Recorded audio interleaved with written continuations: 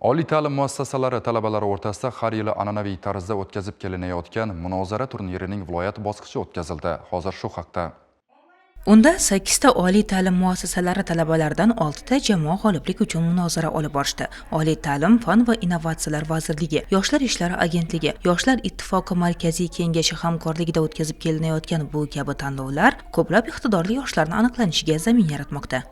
Mening o'zim ham munozara intellektual o'yinida 2 yildan beri ishtirok etib kelmoqdaman va biz o'tgan yili Samarqand viloyatida bo'lib o'tgan respublika bosqichida ham ishtirok qilib keldik. Bugun biz allaqachon bitta o'yinni o'ynab tugatdik. Bu munozara o'yinimizning mavzusi tabaqalashtirilgan stipendiya ta'lim sifatini oshiradi nuqtai nazaridan biz ko'plab bahslarni olib bordik va mana shu kabi bahslar, mana shu mavzular juda ham dolzarb muammolarni ochib beradi va o'sha muammolarni o'z navbatida qanday hal qilish yo'l yo'riqlarini ham biz yoshlarga o'rgatib keladi. Maqsadimiz bu viloyat bosqichida albatta yutib chiqib, respublika bosqichida ham faxrli o'rinlarni egallash.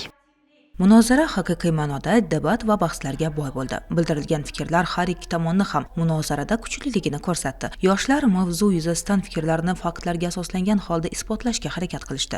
An'anaviy ta'limda iloji bo'lmaganlikdagina onlayn ta'lim qo'llanilgan. Agar onlayn ta'lim samarasiz bo'lsa, nega bu sohada talab va investitsiyalar yildan yilga kuchaymoqda? Yildan yilga kuchayganligi haqida o'z bironta fakt keltira olasizmi? Munozara bu intellektual o'yin bo'lib, u orqali ishtirokchilar muayyan bir mavzu yuzasidan dalillarga tayangan holda bahslashadilar. Bu o'yin retorika, mantiq, tanqidiy fikrlash va jamoat oldida so'zlash ko'nikmalarini rivojlantirishga xizmat qilishi bilan ahamiyatlidir. Ma'lumot o'rinda 30-iyun yoshlar kuni munosabati bilan iyun oyi yoshlar oyligi deb e'lon qilingan. Iqtidorli yoshlarni qo'llab-quvvatlash, yoshlarda notiqlik madaniyatini shakllantirish, yoz mavsumini mazmunli o'tkazish maqsadida munozara intellektual o'yinining respublika turniri bu yil final bellashuvlari Xorazm viloyatida o'tkazilishi belgilangan.